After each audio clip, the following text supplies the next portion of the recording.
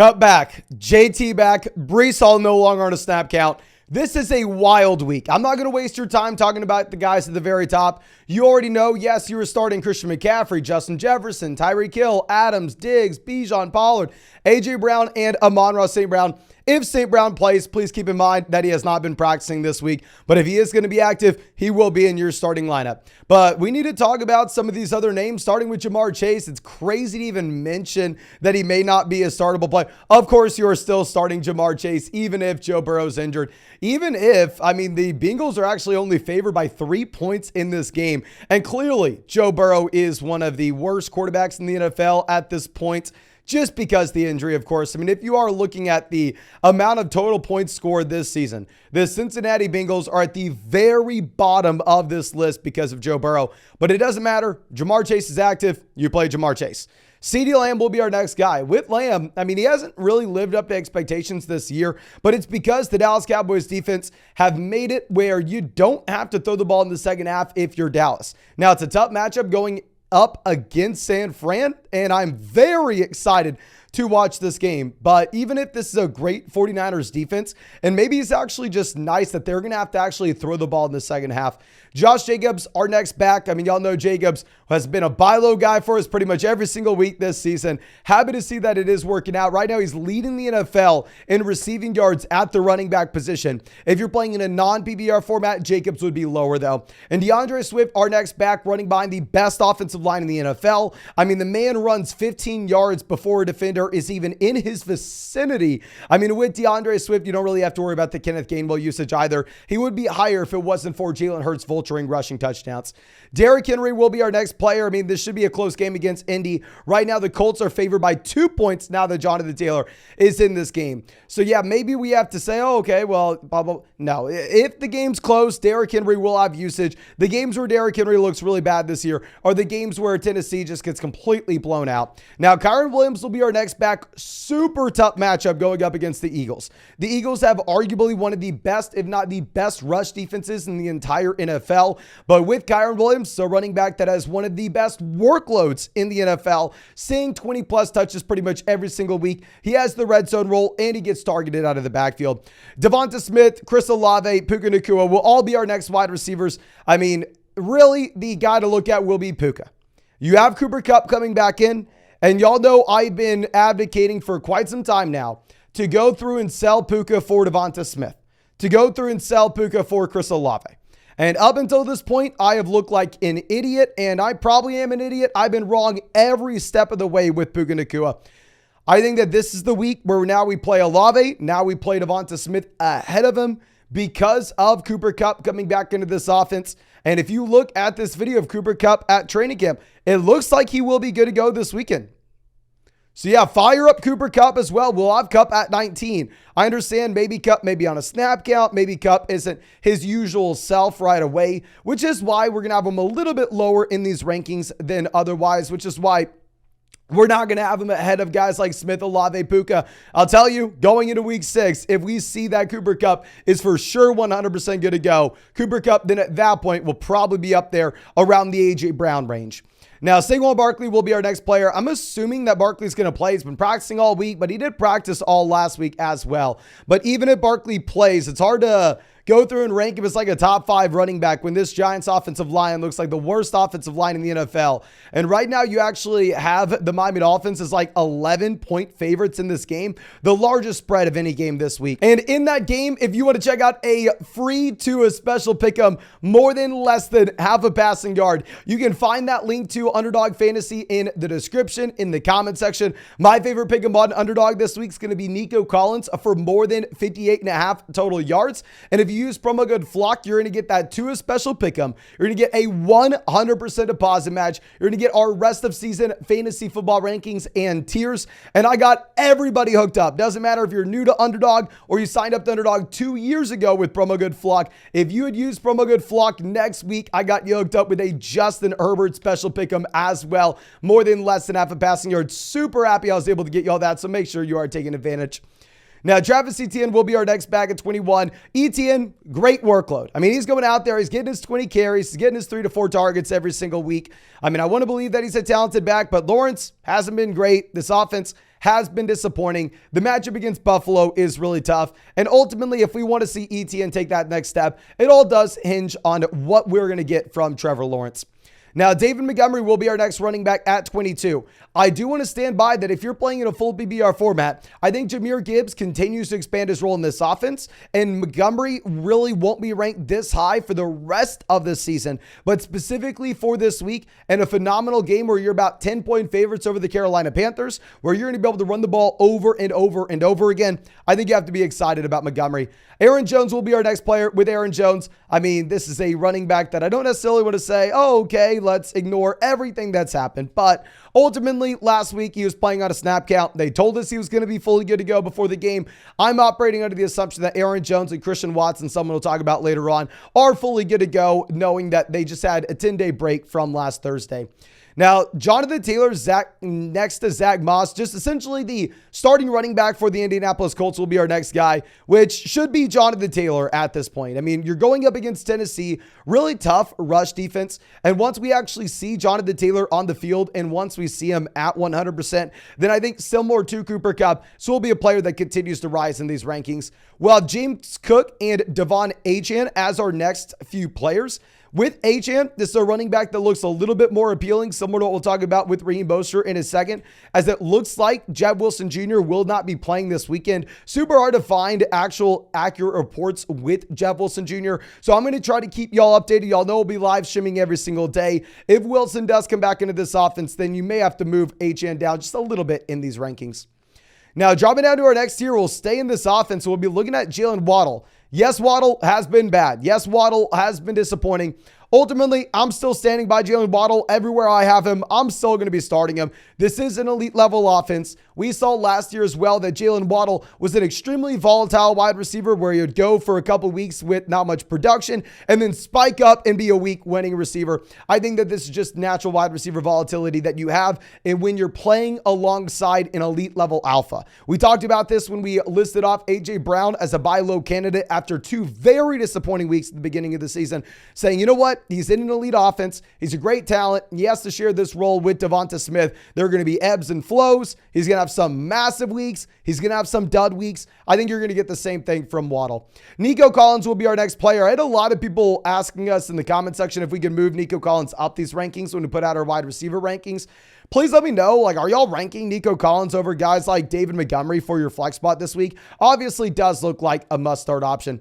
Well, Brandon Ayuk at 29. With Ayuk, I know that he is crushed last week, but ultimately you had Deebo Samuel operating more so as a gimmicky type, gadget type, decoy player in this offense. I think you get a little more Deebo this week. You may have a little bit more George Kittle as well, and it's a tough matchup going up against Dallas.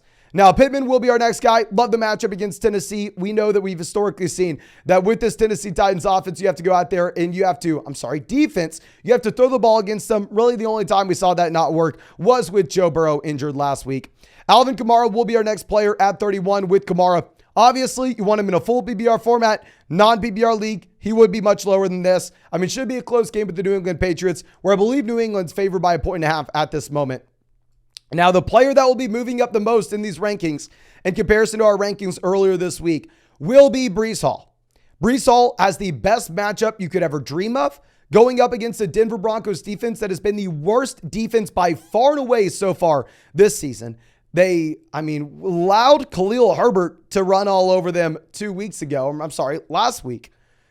We got the report from Robert Saleh saying that Breece Hall will no longer be on a snap count. Now, apparently, this is still going to be a pseudo running back by committee backfield. This is still a very bad offense with Zach Wilson under center, even if Zach Wilson had the best game of his NFL career last week against the Kansas City Chiefs. So Breece Hall definitely startable as like a high-end RB2, mid RB2, but I don't think you can go out there and throw him ahead of like David Montgomery by any means. Then James Conner is our next back at 33. With Conner, really bad offense. You're going up against, Cincinnati. Should be a little bit of a closer game where you only have a 3-point spread. Kind of same thing with Joe Mixon here, right? I don't know. With these running backs, you like the workloads, you like the talent. This should be a very low-scoring game overall.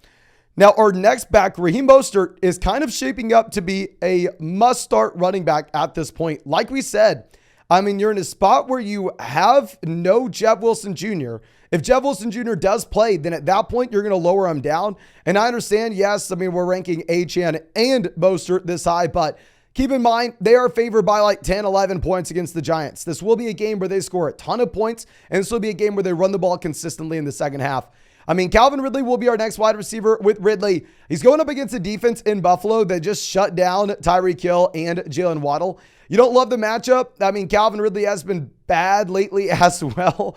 So it's hard to go out there and make an argument for Ridley. Although we didn't draft him much this season, but I mean, after week 1, I wanted to buy in and said, oh, like Calvin Ridley is back.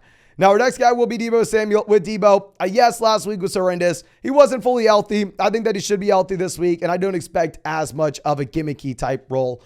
Isaiah Pacheco will be our next RB. With Isaiah Pacheco, super encouraging that you're essentially just getting Clyde Edwards-Helaire phased out of this offense. I mean, the issue that we had with this offense early on in the season was it was a 3-man running back by committee that you had with Isaiah Pacheco, with Clyde Edwards-Helaire, and with Jerick McKinnon. And we were sitting here going, well, you know what, man? I mean, this team's not going to run the ball enough for 3 running backs to be viable. Even if we drafted Isaiah Pacheco a lot on Underdog, not necessarily a spot where we are excited to go through and play him. Okay, well, now we can't play him. I mean, you have Clyde Edwards-Helaire outs. So if that's going to happen and it's just going to be McKinnon, I think we'd be more excited. Now, Garrett Wilson will be our next player. With Garrett Wilson going up against Denver, very good matchup, right? And I understand we all want to hype on the New York Jets bandwagon. I will be honest with you. I was rooting for the Jets against Kansas City last week. I was a little bit upset with the Sauce Gardner call, but nonetheless, I understand it's a great matchup. I understand that Zach Wilson look good, but you still have Denver favored in this game. Zach Wilson, despite him looking good against the Kansas City Chiefs, is still arguably the worst starting quarterback in the NFL and may not be close. So don't get overly optimistic about Garrett Wilson here, just based off of one Zach Wilson decent game. Now we have Christian Kirk as our next guy, wide receiver 40. If you're looking at Kirk, I mean, it's going to be interesting to see if we have Zay Jones good to go. If Zay Jones plays, maybe we move Christian Kirk down a bit. I just really want to see if they still only use him in 3 wide receiver sets if Zay Jones is good to go. Alexander Mattison will be our next RB. If you are looking at Alexander Mattison, this is a running back that is splitting with Cam Akers. I mean, if Cam Akers is going to go out there and continue to see, say, 30% of this backfield, I think it's hard to get excited about Madison, which is just so inefficient in this offense. And also, you're probably going to have the Vikings just airing the ball out, knowing that they're 5.5-point dogs against KC. Now, Dameon Pierce will be our next back. Dameon Pierce had a larger workload. CJ Stroud looks great, but Dameon Pierce, also a very inefficient running back, sitting with fewer than 3 yards per carry so far this season, not really getting involved a ton as a receiver. If you would have told me, hey, Mason, just to let you know, CJ Stroud's going to come in and immediately be a borderline top 10 to 15 quarterback in the NFL through the first month of his season, I would have been like, oh my gosh, is Dameon Pierce a top 10 back? Is Dameon Pierce out there just crushing? In reality, I mean, Dameon Pierce has just been no bueno in terms of his efficiency. Ramondre Stevenson will be our next back, another running back that has been very inefficient.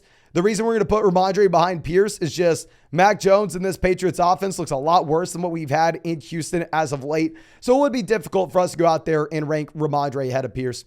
Zay Flowers will be our next wide receiver. With Zay Flowers, tough matchup against Pittsburgh.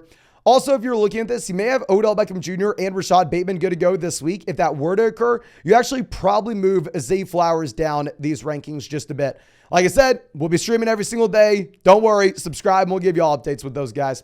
Now, Jacoby Myers, our next wide receiver. What's very interesting here is Devontae Adams not on practice on Thursday. So if Adams is not practicing on Thursday with the shoulder, we maybe should be on the lookout to see if something's going to occur with Jacoby Myers and his overall target share. You have no Adams. I would assume that Myers is closing in on 25 to 30% of his team's targets. And if that were to occur, I would say Jacoby Myers jumps from probably about flex 45 up to like 35, essentially, with no Adams. Now, Adam Thielen will be our next guy. With Adam Thielen, I mean, he's been crushing, right? Going up against Detroit. Right now, this is the second largest spread of the week, though, where Vegas is telling us that Carolina is going to have a hard time moving the ball down the field against this Detroit Lions defense. Hollywood Brown will be our next wide receiver. If you're looking at Hollywood, I mean, he's getting the target volume. Joshua Dobbs actually looks really good. I have a lot of people in the comment section telling us that they're going to start Joshua Dobbs over Trevor Lawrence. I probably wouldn't do it, but if you're all in on the Dobbs train, you can maybe even move Hollywood a little bit higher than this. You'll notice with these players down here that they're all so damn close that like the difference between the guy ranked at 44 and the guy ranked at 48 is like so marginal that it's kind of up to you. I mean, that gap is way, way, way closer than the difference between like the guy ranked at 10 and the guy ranked at 17.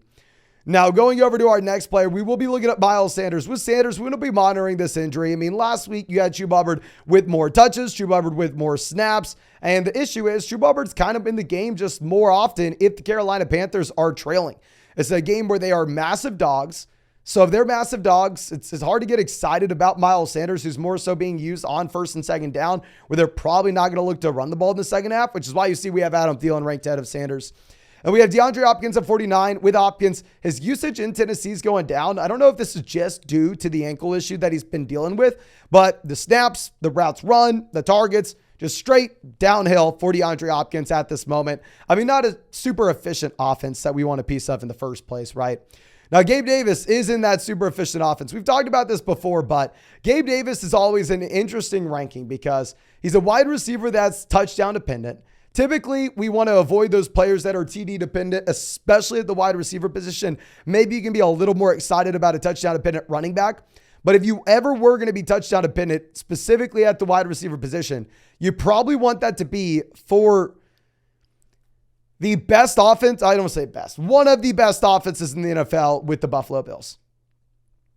So it's a very interesting role, very interesting player. And then dropping down to our next tier, we will be going with George Pickens. Looks like Kenny Pickett's actually going to play. This surprised me. I thought we were getting Trubisky this week, so Pickens will slide up a bit. But ultimately, we kind of saw what happened with Derek Carr last week, right? Where Derek Carr last week played, and we were like, oh, okay, cool story. Let's start Michael Thomas. Let's start Chris Olave. Fire them all up. And then Derek Carr clearly was not at 100%, so I don't know if we want to go all in on this Pittsburgh offense. Now, Jahmyr Gibbs will be our next player. I think as the season progresses in a full PPR format, Jahmyr Gibbs is a running back that I still expect to slowly but surely creep up these rankings. And if you were 3-1, if you're 4-0 and you're playing in a full PPR format in particular, I want to be buying Jahmyr Gibbs heavily on this price. Obviously, non-PPR format, no interest in Jahmyr Gibbs. This is just a week where it's probably not going to happen given the matchup that we have going up against the Carolina Panthers. Now, Romeo Doubs, Christian Watson will be our next two guys. I'm going to give Doubs the respect based off what he's done over the past 2 weeks of ranking him ahead of Christian Watson. But ultimately, I still think long-term, Christian Watson is the wide receiver one here. Very similar to Aaron Jones. He was operating on a snap count last week. But going forward, I don't expect that to be an issue. Jordan Addison will be a wide receiver against the Chiefs that, I mean, kind of gave us the head fake. All season I was going, okay, with these rookie wide receivers, you don't start them until they actually show you can't. And I thought last week, oh, okay, yeah, Jordan Addison's shown enough. Jordan Addison's, I mean, what, at 80% route participation, fire up Jordan. And then all of a sudden, I mean, you have Minnesota just not throwing the ball at all against Carolina. I think this week they will have to throw the ball against KC, and I will be fine going through and playing Addison. Now, Michael Thomas, our next wide receiver at 56, going up against New England, really just hinges on the health of Derek Carr. Jameson, I mean, I actually have in a ton of best ball leagues. Like, the discount we are getting on Jameson Williams in Underdog basketball drafts, especially the high-stakes drafts this offseason, was there. So I was drafting him very often. So I am hoping that Jameson Williams goes out there and has a massive blow-up week. Trust me, I would love it. But with that being said, he's going to be a deep threat. I don't think he's going to be a high-volume player. And I think more so he's going to operate to create space underneath for these other guys like Laporta and like St. Brown. Now, our next two wide receivers will go Sutton and Judy. Really tough matchup against the Jets. Really bad offense. Not too much appeal. And then Drake London will be our last wide receiver. You can rank Drake London higher than this if you want. I don't know if this is just me being salty about this passing offense. I don't know if this is me being salty about them keeping Desmond Ridder in there. But ultimately, they are favored in this game, and we know if the Atlanta Falcons are favored, they're going to run the ball over and over and over and over again. So I don't know how excited I am about London. But I think that's all I have for you on this video. If you have not done so already, go down there, hit that like button, subscribe to the channel if you play fantasy football. And of course, if you want to check out my favorite pick'em this week, Nico Collins for more than 58.5 receiving yards on Underdog, you can find that link in the description and in the comment section. Promo code FLOCK will get you a 100% deposit match, plus our rest of season fantasy football rankings, a 2 special pick'em if you were new to Underdog and more than less than half a total yard this Sunday. And also, it doesn't matter if you were new or signed up to Underdog 2 years ago, promo code FLOCK. As long as you use code FLOCK next week, you're also going to be getting a Justin Herbert special pick of more than less than half a total yard coming out of the bye. Super happy that I'm able to get you all that. Please make sure you take advantage. But thank you again. I really do appreciate you and really hope I get to see you out in the live stream later tonight.